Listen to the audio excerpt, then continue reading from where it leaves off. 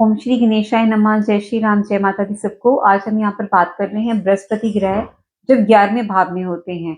11वां घर कालपुरुष कुंडली में लाल किताब की मान्यताओं के अनुसार शनि का है, बृहस्पति का है। और जो 11वां घर है वो हमारे आकस्मिक लाभ का होता है, अचानक से मिलने वाले लाभ। तो बृहस्पति यहाँ पर आकर कैसा फल देंगे, ये बहुत सारे तथ्यों पर डिपेंड करता है। शनि कैसे हैं कुंडली में, बुध कैसे हैं, चंद्र कैसे हैं, और जो बृहस्पति के अपने घर हैं वहां पर कौन बैठा हुआ है। तो पंडित रूपचंद जोशी जी ने 11वें बृहस्पति वाले के लिए बहुत ही सुंदर पंक्तियां लिखी हैं कि जो ऐसा जो व्यक्ति है अगर अपने कुटुंब के साथ रहता है, अपने पिता और अपने दादा के साए में रहता है, उनके आशीर्वाद में रहता है और उनकी सेवा करता है, तो वो सुखिया होगा। नहीं तो अगर वो कुटुंब से अलग रहता है तो वो संसार का सबसे बड़ा दुखिया होगा।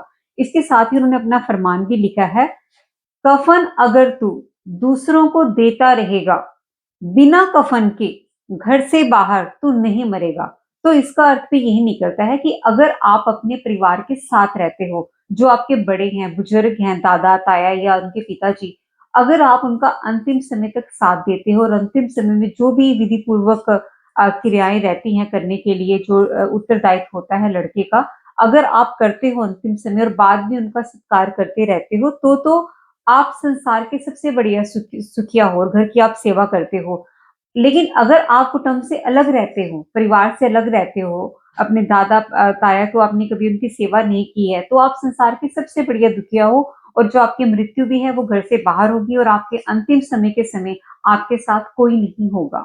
तो पंडित जी के फरमान में ही सब कुछ है कि अगर हम इसको समझे कि जो 11वें वाला बृहस्पति है उसको क्या करना है, उसको अपने परिवार के साथ रहना है। आइए अपनी चर्चा को आगे बढ़ाते हैं कि यहाँ पर कौन सी स्थितियों में जो बृहस्पति है वो ज्यादा अशुभ हो जाएंगे और शुभ फल वो कैसे देंगे। तो सबसे पहले बात करते हैं अशुभ फल की। अगर मंगल ग्रह तीसरे घर में बैठे हों तो ऐसा जो जातक होगा जिसका बृहस्पति 11वें में है तो वो दुखिया होगा घर में होने वाली ज्यादा मृत्युओं से, यानी कि घर में एक से ज्यादा मृत्यु होती रहेगी और इस चीज का वो उसको दिमाग पर उसकी बहुत परेशानी होगी कि ये क्यों हो रहा है।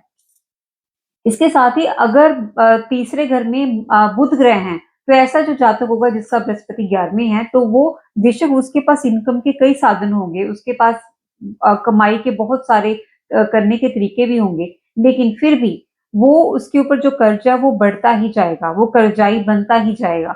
इसी तरह से अगर मंगल बद हो रहा हो तो संतान से रिलेटेड उसको प्रॉब्लम आ सकती है। इसी तरह से अगर कुंडली में शनि उत्तम नहीं है तो भी जो भी बृहस्पति का फल है वो खराब हो जाएगा। इतना ही नहीं, जो बृहस्पति के बाकी के भी घर है, दूसरा, पांचवा, नौवां, 11वां और 12वां, 11वें में तो वो खुद बैठे हैं, तो वहां का भी फल खराब हो जाएगा।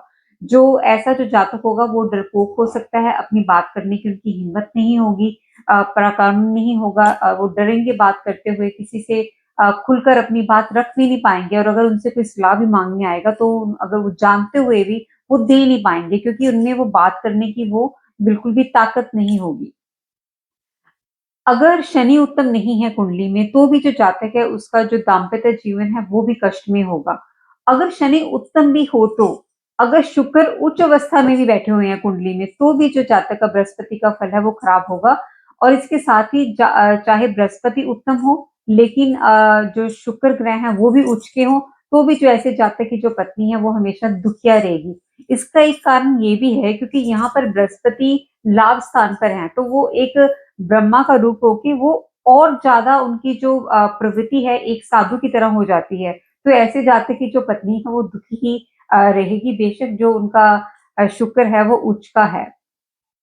अब हम बात करते हैं कि कौन सी स्थितियां रहेंगी जब यहाँ पर बृहस्पति हमें शुभ फल देंगे। तो एक तो सबसे पहली वाली बात जो पंडित जी ने अपने फरमान में कही है कि ऐसा जातक अगर धर्म का काम करेगा, अपने परिवार की सेवा करेगा, अपने कुटुंब के बीच में रहेगा, उनको जोड़ के रखेगा, उनका हमेशा साथ देगा, तो ऐसा व्यक्ति कभी के घर में कभी धन की कमी नहीं होगी, उसका भाग्य हमेशा बढ़ेगा, उसकी धन की भी बढ़ोतरी होगी और उसके जो लोग होंगे उसको एक सम्मान देंगे और जो उसका बृहस्पति का जो उसका फल है कि उसका ब्रह्म ज्ञानी होना, वो वाला जो उसका लाभ है वो और बढ़ता जाएगा।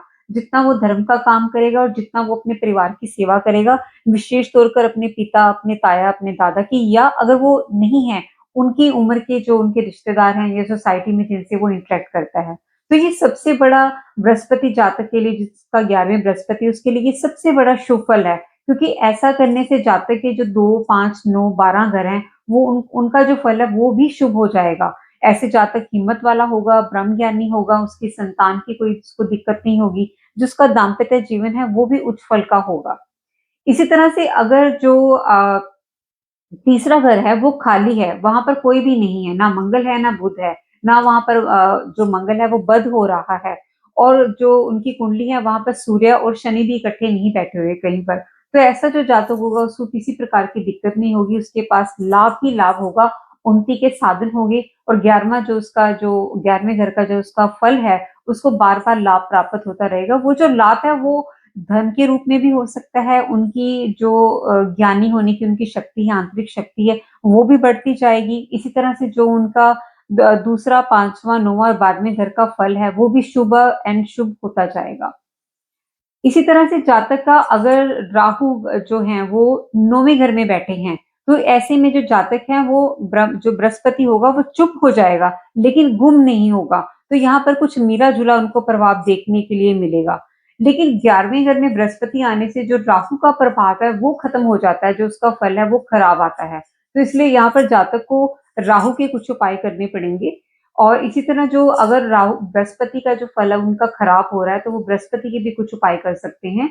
जैसे वो उनके जो कुल पुरोहित हैं या जिनको उन्होंने गुरु बनाया हुआ है, अगर दोनों में से कोई नहीं है तो जो जो मंदिर में पंडित होते हैं, जिनके पीछे सिर के बोधी रखी होती है, उनको वो पीले वस्त्र, पीली मिठाई का दान कर सकते हैं। इसी तरह से वो पीपल के पेड़ की सेवा कर सकते हैं, या पीपल के पेड़ को लगवा सकते हैं कहीं पर। और अगर उनके घर के आस-पास कहीं पीपल का पेड़ है तो उनके लिए बहुत ही अच्छा है, उसकी परिक्रमा करें, उनको पानी दें और उसके लिए जो भी कोई अन्य कोई किसी प्रकार का पौधे को देने की ज़रूरत है, तो वो लेकर वो दे सकते हैं। मंदिर में वो जो पंडित जी उनका वो निरंतर आशीर्वाद लेते रहें और जब भी उनके पास कोई सलाह के लिए आता है, कुछ माँगने के लिए आता है, तो वो उसको ज़रूर दें। क्योंकि जो 11वें घर का बृहस्पति है, वो एकदम से ब्रह्मा का रूप है, तो उसने उन्होंने हर किसी की मदद करनी है, हर किसी को सलाह देनी है। अगर उनसे कोई माँगने आ गया, तो वो भी उन्होंने उसको देना है। जितना वो देंगे, उनका धन और बढ़ता जाएगा। जितना वो अपने परिवार की सेवा करेंगे, उनका भाग्य और ऊपर जाता रहेगा और जो उनका ब्रह्म ज्ञानी होने का जो उनको एक टाइटल मिला हुआ है, उसका जो फल है उनको और प्राप्त होता जाएगा। तो ऐसे करके जो जातक हैं अपने जो अशुभ फल को ये जो उपाय करके वो इसको थोड़ा शुभ स्थिति में ला सकते हैं और अपने कष्ट का निवारण कर सकते हैं। लेकिन मैं यहाँ अंत में यही कहना चाहूँगी कि पंडित जी का जो फरमान है, उसी में सबसे बड़ा रामबाण की तरह उपाय है कि जो बृहस्पति जिसका 11वें है, आप अपने कुटुंब के साथ रहिए, उनकी सेवा कीजिए, उनका आदर कीजिए और अगर कोई प्रॉब्लम हो भी जाती है, आप उसको दूर करने की कोशिश कीजिए ताकि जो आपका उनका जो आशीर्वाद है आपके ऊपर वो छूटे ना, वो ऐसे ही बना रहे। जितनी देर उनका आशीर्वाद आपके साथ रहेगा, उनका संग आपके साथ रहेगा, उतना जो आपका सभी घरों का जो फल है वो शुभम शुभम हो जाएगा। तो इसके साथ ही इस वीडियो को हम यहीं पर समाप्त करेंगे। अगले वीडियो में हम फिर से बात करेंगे आगे 12वें घर में बृहस्पति कैसे शुभ या अशुभ फल देते हैं। तब तक के लिए हमें इजाज़त दीजिए। आप सबका बहुत-बहुत धन्यवाद। जय श्री राम, जय माता दी।